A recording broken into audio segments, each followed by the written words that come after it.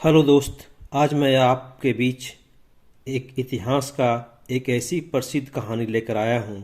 ये कहानी एक ऐसी वीरांगना की है जो इस कहानी का मुख्य किरदार में है और अपने देश, मिट्टी, स्वाभिमान से बहुत प्रेम करती है। एक निडर निर्भीक व्यक्तित्व का स्वामिनी भी है। आशा करता हूँ इस वीडियो को आप पसंद करेंगे। रानी ये सारंधा की कहानी है। इस वीडियो के अंत तक बने रहेंगे, तभी आपको पूरी जानकारी मिलेगी। इस वीरांगना के पूरे जीवन काल के आन बान और शान की मिसाल पूरे विश्व में नहीं मिलेगी। इस कहानी से ये शिक्षा आपको मिलेगा कि अपनी दृढ़ इच्छा शक्ति के बल पर आप कुछ भी कर सकने में सफल होंगे। तो आइए इस वीडियो को मैं अब शुरू करने जा रहा हूं। दोस्तों, आप वीडियो को लाइक सब्सक्राइब जरूर कर देंगे, कमेंट भी जरूर करेंगे। तो मैं वीडियो अब शुरू करता हूं। उस समय की बात है, अंधेरी रात के सन्नाटे में एक नदी है, धसान नदी। चट्टानों से टकराती हुई ऐसी सुहावनी मालूम होती थी जैसे घुमुर घुमुर करती हुई चकियां।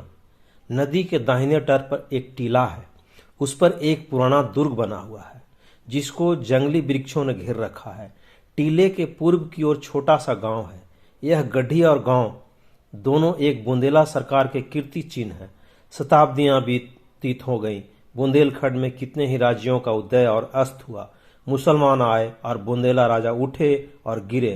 कोई इलाका ऐसा न था जो इन दुर्वस्थाओं से पीड़ित न हो, मगर इस दुर्ग पर किसी शत्रु की विजय पताका न लहराई और इस गांव में किसी विद्रोह का भी पदार्पण न हुआ। यह उसका सौभाग्य ही था। अनिरुद्ध सिंह एक वीर राजपूत था। वह जमाना ही ऐसा था जब मनुष्य मात्र को अपने बाहुबल और पराक्रम ही का भरोसा था। एक और मुसलमान सेनाएं पैर जमाए खड़ी रहती थीं, तो दूसरी ओर बलवान राजा अपने निर्मल भाइयों का गला घोटने पर तत्पर रहते थे। अनिरुद्ध सिंह के पास सवारों और पियादों का एक छोटा सा मगर सजीव दल था, मजबूत दल था। इससे वह अपने कुल और मर्यादा की रक्षा किया करता था। उसे कभी चैन से बैठना नसीब न होता था। 3 वर्ष पहले उसका विवाह शीतला देवी से हुआ था, मगर अनिरुद्ध बिहार के दिन और विलास की रातें पहाड़ों में काटता था और शीतला उसकी जान की खैर मनाने में। वह कितनी बार पति से अनुरोध कर चुकी थी, कितनी बार उसके पैरों पर गिरकर रोई थी कि तुम मेरी आंखों से दूर न हो, मुझे हरिद्वार ले चलो, मुझे तुम्हारे साथ वनवास अच्छा है। यह विजोग अब नहीं सहा जाता। उसने प्यार से कहा, जिद से कहा, विनय की, मगर अनिरुद्ध बुंदेला राजपूत था। शीतला अपने किसी हथियार से उसे परास्त न कर सकी। अंधेरी रात थी, सारी दुनिया सोई हुई थी, तारे आकाश में जागते थे। शीतला देवी पलंग पर पड़ी करवटें बदल रही थी और उनकी ननद सारंधा, राजकुमारी सारंधा, फर्श पर बैठी मधुर स्वर से गा रही थी, बिनु रघुवीर कटत नहीं रैन। शीतला ने कहा, जी न जलाओ, क्या तुम्हें भी नींद नहीं आती? सारंधा बोलती है, तुम्हें लोरी सुना रही हूं। शीतला बोलती है, मेरी आंखों से नींद तो कब गायब हो गई है। सारंधा बोलती है, किसी को ढूंढने गई होगी। इतने में द्वार खुलती है और एक गठे हुए बदन के रूपवान पुरुष ने भीतर प्रवेश किया। वह अनिरुद्ध सिंह था। उसके कपड़े भींगे हुए थे और बदन पर कोई हथियार न था। शीतला चारपाई से उतरकर जमीन पर बैठ गई। सारंधा ने पूछा, सारंधा अनिरुद्ध सिंह के बहुत ही प्यारी बहन थी। उसने पूछा, भैया यह कपड़े भींगे क्यों हैं? अनिरुद्ध बोलता है, नदी तैर कर आया हूं। सारंधा बोलती है, हथियार क्या हुए आपके? अनिरुद्ध बोलते हैं, छीन गए। सारंधा, और साथ के आदमी आपके? अनिरुद्ध, शब ने वीर गति पाई। शीतला ने दबी जवान से कहा, ईश्वर ने ही कुशल किया। मगर सारंधा के तेवरों पर बल पड़ गया। मुखमंडल गर्व से सतेज हो गया। बोली, भैया तुमने कुल की मर्यादा खो दी, ऐसा कभी न हुआ था। सारंधा भाई पर जान देती थी। उसके मुंह से अधिकार सुनकर अनिरुद्ध लज्जा और खेद से विकल हो गया। वह विरागनी जिसे क्षण भर के लिए अनुराग ने दबा लिया था, फिर ज्वलंत हो गई। वह उल्टे पांव लौटा और यह कहकर बाहर चला गया कि सारंधा, तुमने मुझे सदैव के लिए सचेत कर दिया। यह बात मुझे कभी न भूलेगी। अंधेरी रात थी, आकाश मंडल में तारों का प्रकाश बहुत धुंधला था। अनिरुद्ध किले से बाहर निकला, पल भर में नदी के उस पार जा पहुंचा और फिर अंधकार में लुप्त हो गया। शीतला उसके पीछे पीछे किले की दीवारों तक आई, मगर जब अनिरुद्ध छलांग मारकर बाहर कूद पड़ा तो वह बिरहिनी चट्टान पर बैठकर रोने लगी। इतने में सरंधा भी वहीं पहुंची। शीतला ने नागिन की तरह बल खाकर कहा, मर्यादा तुम्हारी इतनी प्यारी है? सरंधा बोलती, हाँ। शीतला बोलती है, अपना पति होता तो हृदय में छिपा लेती। सरंधा बोलती, ना, छाती में छुरा चुहा देती। शीतला ने ऐंठ कर कहा, चोली में छिपाती फिरोगी, मेरी बात गिरह में बांध लो। सरंधा बोलती है, जिस दिन ऐसा होगा मैं भी अपना वचन पूरा कर दिखाऊंगी। इस घटना के 3 महीने पीछे अनिरुद्ध महरौनी को जीत करके लौटा और साल भर पीछे सरंधा का विवाह ओरछा के राजा चंपत राय से हो गया। मगर उस दिन की बातें दोनों महिलाओं के हृदय में कांटे की तरह खटकती रहे। राजा चंपत राय बड़े प्रतिभाशाली पुरुष थे। सारी बुंदेला जाति उनके नाम पर जान देती थी और उनके प्रभुत्व को मानती थी। गद्दी पर बैठते ही इन्होंने मुगल बादशाहों को कर देना बंद कर दिया और वे अपने बाहुबल से राज विस्तार करने लगे।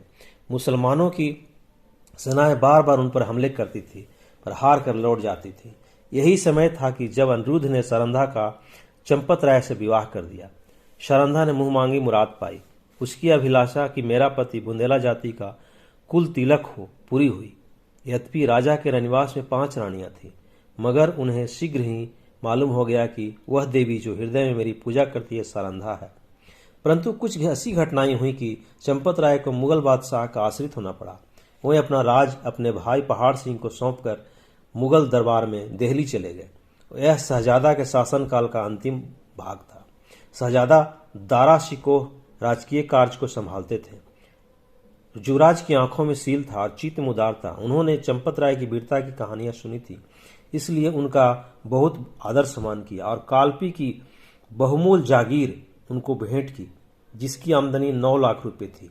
यह पहला अवसर था कि चंपत राय को आए दिन के लड़ाई झगड़े से निवृत्ति मिली और उसके साथ ही भोग विलास का प्राबल्य हुआ। रात दिन आमोद प्रमोद की चर्चा रहने लगी। राजा विलास में डूबे, रानियां जड़ाऊ गहनों पर रिझी, मगर सारंधा इतने दिन बहुत उदास और संकुचित रहती। वह इन रहस्यों से दूर दूर रहती। वे नृत्य और गान की सभाएं जो भी होती थीं उसे सुनी प्रतीत लगती थी। एक दिन चंपत राय ने सरंधा से कहा, शारन, तुम उदास क्यों रहती हो? मैं तुम्हें कभी हंसते नहीं देखता, क्या मुझसे नाराज हो? सरंधे की आंखों में जल भर आया। बोली, स्वामी जी, आप क्यों ऐसा विचार करते हैं? जहां आप प्रसन्न हैं वहां मैं भी खुश हूं।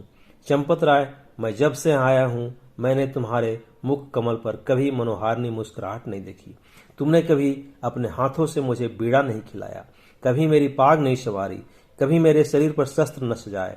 कहीं प्रेम लता मुझसे मुझाने तो नहीं लगी? सरंधा बोलती है, प्राणनाथ, आप मुझसे ऐसी बात पूछते हैं जिसका उत्तर मेरे पास नहीं है। यथार्थ में इन दिनों मेरा चित्त उदास रहता है। मैं बहुत चाहती हूं कि खुश रहूं, मगर बोझ सा हृदय पर धरा रहता है। चंपत राय स्वयं आनंद में मग्न थे, इसलिए उनके विचार में सरंधा को असंतुष्ट रहने का कोई उचित कारण नहीं हो सकता था। वे भौहें सिकोड़ कर बोले, मुझे तुम्हारे उदास रहने का कोई विशेष कारण नहीं मालूम होता। ओरछे में कौन सा सुख था जो यहाँ नहीं है? सरंधा का चेहरा लाल हो गया। बोली, मैं कुछ कहूं आप नाराज तो नहीं होंगे? चंपत राय, नहीं, शौक से कहो। सरंधा बोलती है, ओरछे में मैं एक राजा की रानी थी। मैं यहाँ एक जागीरदार की चेरी हूँ। ओरछे में वह थी जो अवध में कौशल्या थी। यहाँ मैं बादशाह के एक सेवक की स्त्री हूँ। जिस बादशाह के सामने आज आप आदर से सिर झुकाते हैं, वह कल आपके नाम से कांपता था। रानी से चेरी होकर भी प्रसन्नचित होना मेरे बस में नहीं है। आपने यह पद और विलास की सामग्रियां बड़े महंगे दामों मोल ली है। चंपत राय के नेत्रों पर से एक पर्दा सा हट गया। वहीं अब तक सरंधा के आत्मिक उच्चता को न जानते थे। जैसे बे माँ बाप का बालक माँ की चर्चा सुनकर रोने लगता है, उसी तरह ओरछे की याद से चंपत राय की आंखें सजल हो गईं। उन्होंने आदरयुक्त अनुराग के साथ सरंधा को हृदय से लगा लिया। आज से उन्हें फिर उसी उजड़ी बस्ती की फिक्र हुई जहां से धन और कीर्ति की अभिलाषाएं खींच लाई थी। माँ अपने खोए हुए बालक को पाकर निहाल हो जाती है। चंपत राय के आने से बुंदेलखंड निहाल हो गया। ओरछे के भाग जागे। 9 बजे बजने लगी और फिर सरंधा के कमल नेत्रों में जातीय अभिमान का आभास दिखाई देने लगा। यहाँ रहते रहते महीनों बीत गए। इस बीच में शाहजहां बीमार पड़ा। पहले से ईर्ष्या की अग्नि दहक रही थी। यह खबर सुनते ही ज्वाला प्रचंड हुई। संग्राम की तैयारियां होने लगी। शहजादे मुराद और मोइनुद्दीन अपने अपने दल सजाकर दक्षिण से वापस लौट चले। वर्षा के दिन थे। उर्वरा भूमि रंग बिरंग के रूप भरकर अपने सौंदर्य को दिखाती थी। मुराद और मोइनुद्दीन उमंगों से भरे हुए कदम बढ़ाते चले आ रहे थे, यहाँ तक कि धौलपुर के निकट चंबल के तट पर आ पहुंचे। परंतु यहाँ उन्होंने बादशाही सेना को अपने शुभागमन के लिए तैयार खड़ा पाया।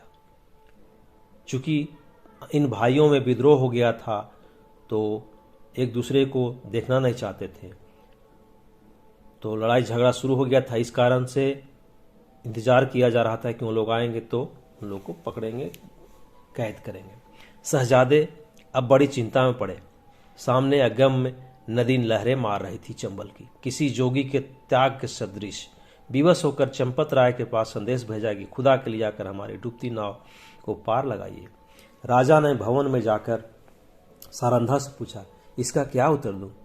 सारंधा, आपको मदद करनी होगी। चंपत राय, उनकी मदद करना दारा शिकोह से बैर लेना है। सारंधा, यह सत्य है, परंतु हाथ फैलाने की मर्यादा भी तो निभानी चाहिए। चंपत राय, प्रिय, तुमने सोचकर जवाब नहीं दिया। सारंधा बोलती है, प्राणनाथ, मैं अच्छी तरह जानती हूँ कि यह मार्ग कठिन है और अब हमें अपने योद्धाओं का रक्त पानी के समान बहाना पड़ेगा, परंतु हम अपना रक्त बहाएंगे और चंबल की लहरों को लाल कर देंगे। विश्वास रखिए कि जब तक नदी की धारा बहती रहेगी वह हमारे वीरों की कीर्तिगान करती रहेगी। जब तक बुंदेलों का एक भी नाम लेवा रहेगा, रक्त बूंद उसके माथे पर केसर का तिलक बनकर चमकेंगे। वायुमंडल में मेघराज बादल की सेनाएं उमड़ रही थीं। ओरछे के किले से बुंदेलों की एक काली घटा उठी और बेग के साथ, तेजी के साथ चंबल की तरफ चली। प्रत्येक सिपाही वीर रस से झूम रहा था। सारंधा ने दोनों राजकुमारों को गले से लगा लिया और राजा को पान का बीड़ा देकर कहा, बुंदेलों की लाज अब तुम्हारे हाथ है।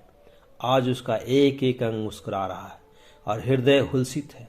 बुंदेलों की यह सेना देखकर शहजादे फूले न समाये। राजा वहां की अंगुल अंगुल भूमि से परिचित थे। उन्होंने बुंदेलों को तो एक आड़ में छिपा दिया और वह शहजादों की फौज को सजाकर नदी के किनारे किनारे पश्चिम की ओर चले। दारा शिकोह को भ्रम हुआ कि शत्रु किसी अन्य घाट से नदी उतरना चाहता है। उन्होंने घाट पर से मोर्चे हटा लिए। घाट पर बैठे हुए बुंदेले उसी ताक में थे। बाहर निकल पड़े और उन्होंने तुरंत ही नदी में घोड़े डाल दिए। चंपत राय ने शहजादा दारा शिकोह को बुलावा देकर अपनी फौज घुमा दी और वह बुंदेलों के पीछे चलता हुआ उसे उस पार उतार लाया। इस कठिन चाल में 7 घंटों का विलंब हुआ, परंतु जाकर देखा तो 700 बुंदेलों की लाशें तड़प रही थी। राजा को देखते ही बुंदेलों की हिम्मत बंध गई। शहजादों की सेना ने भी अल्लाह अकबर की ध्वनि के साथ धावा किया। बादशाही सेना में हलचल पड़ गई। उनकी पंक्तियां छिन्न भिन्न हो गई। हाथों हाथ लड़ाई होने लगी, यहां तक कि शाम हो गई। रणभूमि रुधिर से लाल हो गई और आकाश में अंधेरा हो गया। घमासान की मार हो रही थी। बादशाही सेना शहजादों को दबाए आती थी। अकस्मात पश्चिम से फिर बुंदेलों की एक लहर उठी और इस बेग से बादशाही सेना की पुष्ट पर टकराई कि उसके कदम उखड़ गए। जीता हुआ मैदान हाथ से निकल गया। लोगों को कौतूहल था कि यह दैवी की सहायता कहां से आई। सरल स्वभाव को लोगों की धारणा थी कि अब फतह के फरिश्ते हैं, शहजादों की मदद के लिए आए हैं। परंतु जब राजा चंपत राय निकट गए तो सारंधा ने घोड़े से उतरकर उनके पैरों पर सिर झुका दिया। राजा को असीम आनंद हुआ। यह सारंधा थी। समर भूमि का यह दृश्य इस समय अत्यंत दुखमय था। थोड़ी देर पहले जहां सजे हुए वीरों के दल थे वहां बेजान लाशें तड़प रही थी। मनुष्य ने अपने स्वार्थ के लिए अनादिकाल से भाइयों की हत्या की है। अब विजयी सेना लूट पर टूट पड़ी। पहले मर्द मर्दों से लड़ते थे, वह वीरता और पराक्रम का चित्र था। यह नीचता और दुर्बलता की ग्लानि पर तस्वीर थी। उस समय मनुष्य पशु बना हुआ था, अब वह पशु से ही बढ़ गया था। इस नोच खसोट में लोगों को बादशाही सेना के सेनापति की लाश दिखाई दी। उनके निकट उसका घोड़ा खड़ा हुआ अपनी दुम से मक्खियां उड़ा रहा था। राजा को घोड़ों का शौक था। देखते ही वह उस पर मोहित हो गया। यह इराकी जाति का एक अति सुंदर घोड़ा था। एक एक अंग सांचे में ढला हुआ, सिंह किसी छाती, चीते किसी कमर। उसका यह प्रेम और शौर्य में भक्ति देखकर लोगों को बड़ा कौतूहल हुआ। राजा ने हुक्म दिया कि खबरदार इस प्रेमी पर कोई हथियार न चलाए। इसे जीता पकड़ लो, यह मेरे अस्तबल की शोभा बढ़ाएगा। जो इसे मेरे पास लाएगा उसे धन से निहाल कर दूंगा। योद्धागण चारों ओर से लपके, परंतु किसी को साहस न होता था कि उसके निकट जा सके। कोई चुमकार रहा था, कोई फंदे फंसाने की फिक्र में था, पर कोई उपाय सफल न होता था। वहां सिपाहियों का मेला सा लगा हुआ था। तब रानी शारंधा अपने खेमे से निकली और निर्भय होकर घोड़े के पास चली गई। उसकी आंखों में प्रेम का प्रकाश था, छल का नहीं। घोड़े ने सिर झुका दिया। रानी ने उसकी गर्दन पर हाथ रखा और वह उसकी पीठ सहलाने लगी। घोड़े ने उसके आंचल में मुंह छिपा लिया।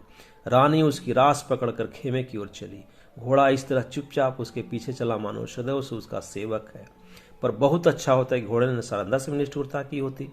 यह सुंदर घोड़ा आगे चलकर इस राज परिवार के निमित्त स्वर्ण जटित मृग साबित हुआ। संसार एक रण क्षेत्र है। इस मैदान में उसी सेनापति को विजय लाभ होता है जो अवसर को पहचानता है। वह अवसर पर जितने उत्साह से आगे बढ़ता है, उतने ही उत्साह से आपत्ति के समय पीछे हट जाता है। वह वीर पुरुष राष्ट्र का निर्माता होता है और इतिहास उसके नाम पर यश की फूलों की वर्षा करता है। पर इस मैदान में कभी कभी सिपाही भी जाते हैं जो अवसर पर कदम बढ़ाना जानते हैं, लेकिन संकट में पीछे हटाना नहीं जानते। यह रणवीर पुरुष विजय को नीति की भेंट कर देते हैं।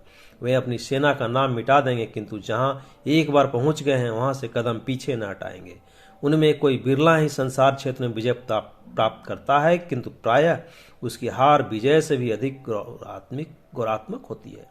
अगर अनुभवशील सेनापति राष्ट्रों को नींव डालता है तो आन पर जान देने वाला, मुंह न मोड़ने वाला सिपाही राष्ट्र के भावों को उच्च करता है और उसके हृदय पर नैतिक गौरव को अंकित करता है। उसे इस कार्य में चाहे सफलता न हो, किंतु जब किसी वाक्य या सभा में उसका नाम जबान पर आ जाता है तो श्रोतागण एक स्वर से उसके कीर्ति गौरव को प्रतिध्वनित कर देते हैं। सरंधा आन पर जान देने वालों में से थी। शहजादा मोइनुद्दीन चंबल के किनारे से आगरे की ओर चला तो सौभाग्य उसके सिर पर मोरछल हिलाता था। जब वह आगरे पहुंचा तो विजय देवी ने उसके लिए सिंहासन सजा दिया। औरंगजेब गुणज्ञ था। उसने बादशाही अफसरों के अपराध क्षमा कर दिए, उनके राजपद लौटा दिए और राजा चंपत राय को उसको बहुमूल्य कृत्यों के उपलक्ष्य में 12 मनसब प्रदान किया। ओरछा से बनारस और बनारस से जमुना तक उसकी जागीर नियत की गई।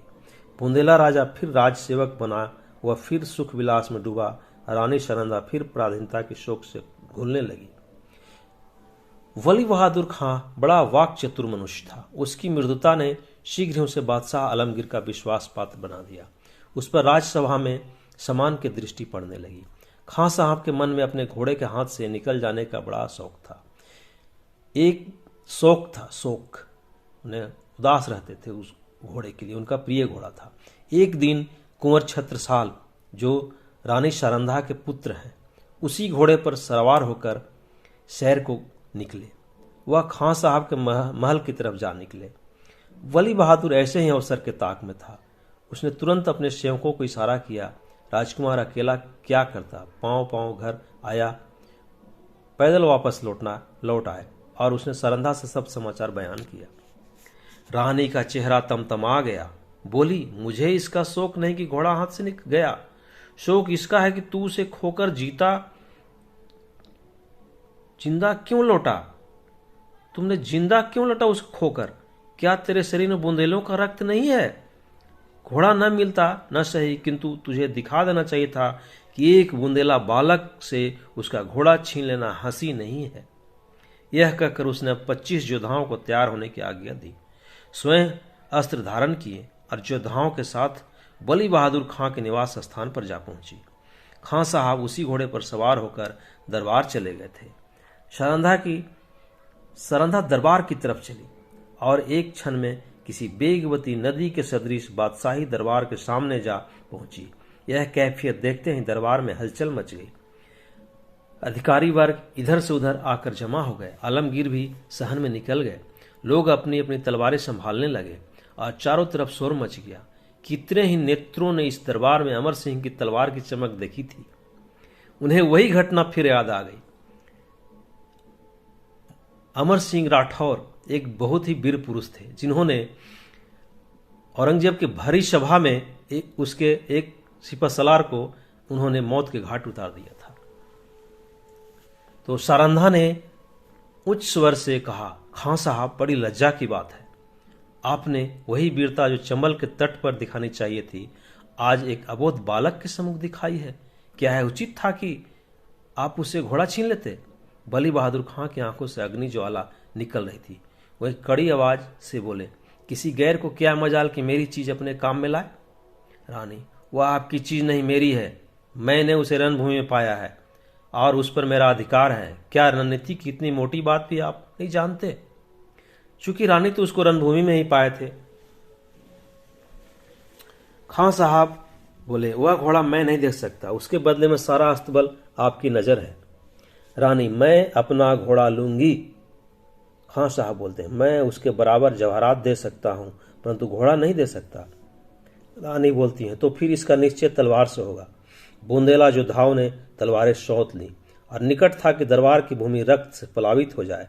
बादशाह आलमगीर ने बीच में आकर कहा, रानी साहिबा, आप सिपाहियों को रोके, घोड़ा आपको मिल जाएगा, परंतु इसका मूल्य बहुत देना पड़ेगा। रानी, मैं उसके लिए अपना सर्वस्व खोने को तैयार हूं। बादशाह बोलते हैं, जागीर और मनसब भी? रानी, जागीर और मनसब कोई चीज नहीं है। बादशाह बोलता है, अपना राज्य भी? रानी बोलती है, हां, राज्य भी। बादशाह बोलता है, एक घोड़े के लिए? रानी बोलती है, नहीं, उस पदार्थ के लिए जो संसार में सबसे अधिक मूल्यवान है। बादशाह, वह क्या है? रानी, अपनी आन है। वाह रे रानी सारंधा! इस भांति रानी ने अपने घोड़े के लिए अपनी विस्तृत जागीर, उच्च राज और राज समान सब हाथ से खोया, और केवल इतना ही नहीं, भविष्य के लिए कांटे बोए। इस घड़ी से अंत दशा तक चंपत राय को शांति न मिली। राजा चंपत राय ने फिर ओरछे के किले में पदार्पण किया। उन्हें मनसब और जागीर के हाथ से निकल जाने का अत्यंत शोक हुआ, किंतु उन्होंने अपने मुंह से शिकायत का एक शब्द भी नहीं निकाला। वे सारंधा के स्वभाव को भली भांति जानते थे। शिकायत इस समय उसके आत्मगौरव पर कुठार का काम करती। कुछ दिन यहाँ शांतिपूर्वक व्यतीत हुए, लेकिन बादशाह सारंधा की कठोर बात भूला न था। कुछ दिन यहाँ शांतिपूर्वक व्यतीत किए, लेकिन बादशाह सारंधा की कठोर बात भूला न था। वह क्षमा करना जानता ही न था। ज्यों ही भाइयों की ओर से निश्चिंत हुआ, उसने एक बड़ी सेना चंपत राय का गर्व चूर करने के लिए भेजी और 22 अनुभवशील सरदार इस मुहिम पर नियुक्त किए। शुभकरण बुंदेला बादशाह का सूबेदार था। वह चंपत राय का बचपन का मित्र और सहपाठी था। उसने चंपत राय को परास्त करने का बिड़ा उठाया। और भी कितने ही बुंदेला सरदार राजा से विमुख होकर बादशाही सूबेदार से आ मिले। एक घोर संग्राम हुआ। भाइयों की तलवारें रक्त से लाल हुई। यद्यपि इस समर में राजा को विजय प्राप्त हुई, लेकिन उसकी शक्ति सदा के लिए छीन हो गई। निकटवर्ती बुंदेला राजा, जो चंपत राय के बाहुबल थे, बादशाह के कृपाकांक्षी बन बैठे। साथियों में कुछ तो काम आए, कुछ दगा कर गए। यहाँ तक कि निजी संबंधियों ने भी आंखें चुरा ली। परंतु इन कठिनाइयों में भी चंपत राय हिम्मत नहीं हारी, धीरज को न छोड़ा। उन्होंने ओरछा छोड़ दिया और वह 3 वर्ष तक बुंदेलखंड के सघन पर्वतों में छिपते फिरते रहे। बादशाही सेनाएं शिकारी जानवरों की भांति सारे देश में मंडरा रही थी। आए दिन राजा का किसी न किसी से सामना हो जाता था। सारंधा सदैव उनके साथ रहती और उनका साहस बढ़ाया करती। बड़ी बड़ी आपत्तियों में भी जबकि धैर्य लुप्त हो जाता और आशा छोड़ देती, आत्मरक्षा का धर्म उसे संभाले रहता। 3 साल के बाद अंत में बादशाह के सूबेदारों ने आलमगीर को सूचना दी कि इस शेर का शिकार आपके सिवाय और किसी से न होगा। उत्तर आया कि सेना को हटा लो और घेरा उठा लो। राजा ने समझा संकट से निवृत्ति हुई, पर वह बात शीघ्र ही भ्रमात्मक सिद्ध हो गई। ये तो औरंगजेब का चाल था। 3 सप्ताह से बादशाही सेना ने ओरछा घेर रखा है। जिस तरह कठोर वचन हृदय को छेद डालते हैं, उसी तरह तोपों के गोलों ने दीवार को छेद डाला। किले में 20,000 आदमी घिरे हुए हैं, लेकिन उनमें आधे से अधिक स्त्रियां और उनसे कुछ ही कम बालक हैं। मर्दों की संख्या दिनों दिन न्यून कम होते जाती है। आने जाने के मार्ग चारों तरफ से बंद है, हवा का भी गुजर नहीं है। रसद का सामान बहुत कम रह गया है। स्त्रियां, पुरुषों और बालकों को जीवित रखने के लिए आप उपवास करती हैं। लोग बहुत हताश हो जाते हैं। औरतें सूर्य नारायण की ओर हाथ उठा उठाकर शत्रु को कोसती हैं। बालक वृंद मारे क्रोध की दीवार की आड़ से उन पर पत्थर फेंकते हैं, जो मुश्किल से दीवार के उस पार जा पाते हैं। राजा चंपत राय स्वयं ज्वर से पीड़ित हैं। उन्होंने कई दिन से चारपाई नहीं छोड़ी। उन्हें देखकर लोगों को कुछ ढांढस होता था, लेकिन उनकी बीमारी से सारे किले में निराशा छाया हुआ था। राजा ने सारधा से कहा, आज शत्रु जरूर किले में घुस आएंगे। सारंधा, ईश्वर न करे कि इन आंखों से वह दिन देखना पड़े। राजा, मुझे बड़ी चिंता इन अनाथ स्त्रियों और बालकों की है। गेहूं के साथ यह घुन भी पिस जाएंगे। सारंधा बोलती है, हम लोग यहां से निकल जाएं तो कैसा रहेगा। राजा, इन अनाथों को छोड़कर मैं कैसे जाऊंगा। सारंधा बोलती है, इस समय इन्हें छोड़ देने में ही कुशल है। हम न होंगे तो शत्रु इन पर कुछ दया ही करेंगे। राजा, नहीं, यह लोग मुझसे न छोड़े जाएंगे। मर्दों ने अपनी जान हमारी सेवा में अर्पण कर दी है। उनकी स्त्रियां और बच्चों को मैं कदापि नहीं छोड़ सकता। सारंधा बोलती है, लेकिन यहाँ रहकर हम उनकी कुछ मदद भी तो नहीं कर सकते। राजा, उनके साथ प्राण तो दे सकते हैं। मैं उनकी रक्षा में अपनी जान लड़ा दूंगा। उनके लिए बादशाही सेना खुशामद करूंगा, कारावास की कठिनाइयां सहूंगा, किंतु संकट में उन्हें छोड़ नहीं सकता। सारंधा ने लज्जित होकर सिर झुका लिया और सोचने लगी, निसंदेह प्रिय साथियों को आग की आंच में छोड़कर अपनी जान बचाना घोर निश्चिता है। मैं ऐसी स्वार्थांध क्यों हो गई हूं। लेकिन एकाएक विचार उत्पन्न हुआ। बोली, यदि आपको विश्वास हो जाए कि इन आदमियों के साथ कोई अन्याय नहीं किया जाएगा, तब तो आपको चलने में कोई बाधा न होगी। राजा सोचकर बोलते हैं, कौन विश्वास दिलाएगा। सारंधा बोलती है, बादशाह के सेनापति का प्रतिज्ञा पत्र। राजा बोलते हैं, हाँ, तब मैं सानंद चलूंगा। सारंधा विचार सागर में डूबी। बादशाह के सेनापति से क्यों कर यह प्रतिज्ञा कराऊं। कौन यह प्रस्ताव लेकर वहां जाएगा, और निर्दयी ऐसी प्रतिज्ञा करने ही क्यों लगे। उन्हें तो अपनी विजय की पूरी आशा है। मेरे यहाँ ऐसे नीति कुशल वाक्पटु चतुर कौन है जो इस दुस्तर कार्य को सिद्ध करे। छत्रसाल चाहे तो कर सकता है, उसमें ये सब गुण मौजूद हैं। इस तरह मन में निश्चय करके रानी ने छत्रसाल को बुलाया। छत्रसाल उनका पुत्र है, बहुत ही प्यारा पुत्र है। यह उसके चारों पुत्रों में बुद्धिमान और साहसी था। रानी उससे सबसे अधिक प्यार करती थी। जब छत्रसाल ने आकर रानी को प्रणाम किया तो उनके कमल नेत्र सजल हो गए और हृदय से दीर्घ निश्वास निकल गया। छत्रसाल बोलते हैं, माता, मेरे लिए क्या आज्ञा है। रानी बोलती हैं, आज लड़ाई का क्या ढंग है। छत्रसाल, हमारे 50 योद्धा अब तक काम आ चुके हैं। रानी बोलती हैं, बुंदेलों की लाज अब ईश्वर के हाथ है। छत्रसाल, आज हम रात को छापा करेंगे। रानी ने संक्षेप में अपना प्रस्ताव छत्रसाल के सामने उपस्थित किया और कहा, यह काम किसे सौंपा जाए। छत्रसाल बोलते हैं, यह काम मुझे दिया जाए। तुम इसे पूरा कर दिखाओगे। हाँ, मुझे पूर्ण विश्वास है। छत्रसाल बोल रहे हैं, अच्छा जाओ, परमात्मा तुम्हारा मनोरथ पूरा करे। यही छत्रसाल आगे चलकर बहुत ही प्रतापी राजा सा बनेगा। छत्रसाल जब चला तो रानी ने उसे हृदय से लगा लिया और तब आकाश की ओर दोनों हाथ उठाकर कहा, दयानिधे, मैंने अपना तरुण और होनहार पुत्र बुंदेलों की आन के आगे भेंट कर दिया। अब इस आन को निभाना तुम्हारा काम है। मैंने बड़ी मूल्यवान वस्तु अर्पित की है, इसे स्वीकार करो। छत्रसाल को मुगल सेनापति के पास भेजा गया। दूसरे दिन प्रातःकाल सारंधा स्नान करके थाल में पूजा की सामग्री लिए मंदिर को चली। उसका चेहरा पीला पड़ गया था और आंखों तले अंधेरा छा जाता था। वह मंदिर के द्वार पर पहुंची थी कि उसके थाल में बाहर से आकर एक तीर गिरा। तीर की नोक पर एक कागज का पुर्जा लिपटा हुआ था। सारंधा ने थाल मंदिर के चबूतरे पर रख दिया और पुर्जे को खोलकर देखा तो आनंद से चेहरा खिल गया। लेकिन यह आनंद क्षण भर का था। हाय, इस पुर्जे के लिए मैंने अपना प्रिय पुत्र हाथ से खो दिया है। कागज के टुकड़े को इतने महंगे दामों किसने लिया होगा।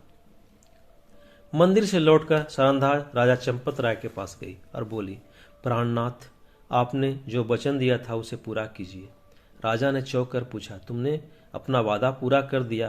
रानी ने वह प्रतिज्ञा पत्र राजा को दे दिया। चंपत राय ने उसे गौर से देखा, फिर बोले, अब मैं चलूंगा और ईश्वर ने चाहा तो एक बार फिर शत्रुओं की खबर लूंगा। लेकिन सारन, सच बताओ, इस पत्र के लिए क्या देना पड़ा है? रानी ने कुंठित स्वर से कहा, बहुत कुछ। राजा सुनो तो। रानी बोलती है, एक जवान पुत्र।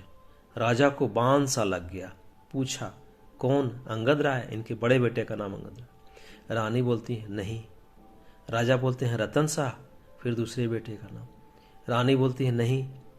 राजा बोलता है, छत्रसाल। रानी बोलती है, हाँ। जैसे कोई पक्षी गोली खाकर पैरों को फड़फड़ाता है और तब बेदम होकर गिर पड़ता है, उसी भांति चंपत राय पलंग से उछले और फिर अचेत होकर गिर पड़े। छत्रसाल उनका परम प्रिय पुत्र था। उसके भविष्य की सारी कामनाएं उसी पर अवलंबित थी। जब चेत हुआ तब बोले, सारन, तुमने बहुत बुरा किया। अंधेरी रात थी। रानी साहिबा सरंधा घोड़े पर सवार चंपत राय को पालकी में बिठाए किले के गुप्त मार्ग से निकल जाती थी। आज से बहुत काल पहले एक दिन ऐसी अंधेरी दुखमयी रात्रि थी। तब सरंधा ने शीतला देवी कुछ कठोर वचन कहे थे। शीतला देवी ने उस समय जो भविष्यवाणी की थी वो आज पूरी हुई। क्या सरंधा ने उसका जो उत्तर दिया था वह भी पूरा होकर रहेगा? मध्याह्न था। सूर्य नारायण सिर पर आकर अग्नि की वर्षा कर रहे थे। शरीर को झुलसाने वाली प्रचंड प्रखर वायु वन और पर्वत में आग लगाती फिरती थी। ऐसा विदित होता था मानो अग्निदेव की समस्त सेनाएं गरजती हुई चली आ रही हैं। गगन मंडल इस भय से कांप रहा था। रानी सरंधा घोड़े पर सवार चंपत राय को लिए पश्चिम की तरफ चली जाती थी। ओरछा 10 कोस पीछे छूट चुका था और प्रतीक्षण ने हम अनुमान स्थिर हो जाता था कि अब हम भय के क्षेत्र से बाहर निकल आए। राजा पालकी में अचेत पड़े हुए थे और कहार पसीने में सराबोर थे। पालकी के पीछे 5 सवार घोड़ा बढ़ाए चले आते थे। प्यास के मारे सबका बुरा हाल था। तालू सुखा जाता था। किसी वृक्ष की छां कुएं के तलाश में आंखें चारों ओर दौड़ा रही थी। अचानक सरंधा ने पीछे की तरफ फिर कर देखा तो उसे सवारों का एक दल आता हुआ दिखाई दिया। उसका माथा ठनका कि अब कुशल नहीं है, यह लोग अवश्य हमारे शत्रु हैं। फिर विचार हुआ कि शायद मेरे राजकुमार अपने आदमियों को लिए हमारी सहायता को आ रहे हैं। नैराश्य में भी आशा साथ नहीं छोड़ती। कई मिनट तक वह ऐसी आशा और भय की अवस्था में रही, यहाँ तक कि वह दल निकट आ गया और सिपाहियों के वस्त्र साफ नजर आने लगे। रानी ने एक ठंडी सांस ली और उसका शरीर तृणवत कांपने लगा। यह बादशाही सेना के लोग थे। सरंधा ने कहारों को कहा, डोली रोक लो। बुंदेला सिपाहियों ने भी तलवारें खींच ली।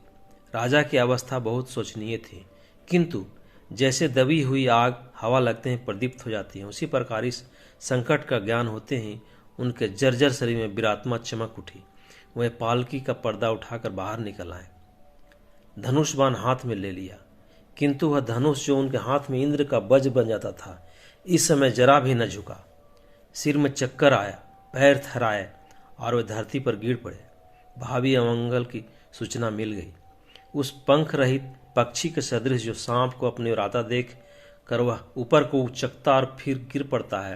राजा चंपत राय फिर संभल उठे, फिर गिर पड़े। सरंधा ने उन्हें संभाल कर बैठाया और रोक कर बोलने की चेष्टा की, परंतु मुंह से केवल इतना निकला, प्राणात।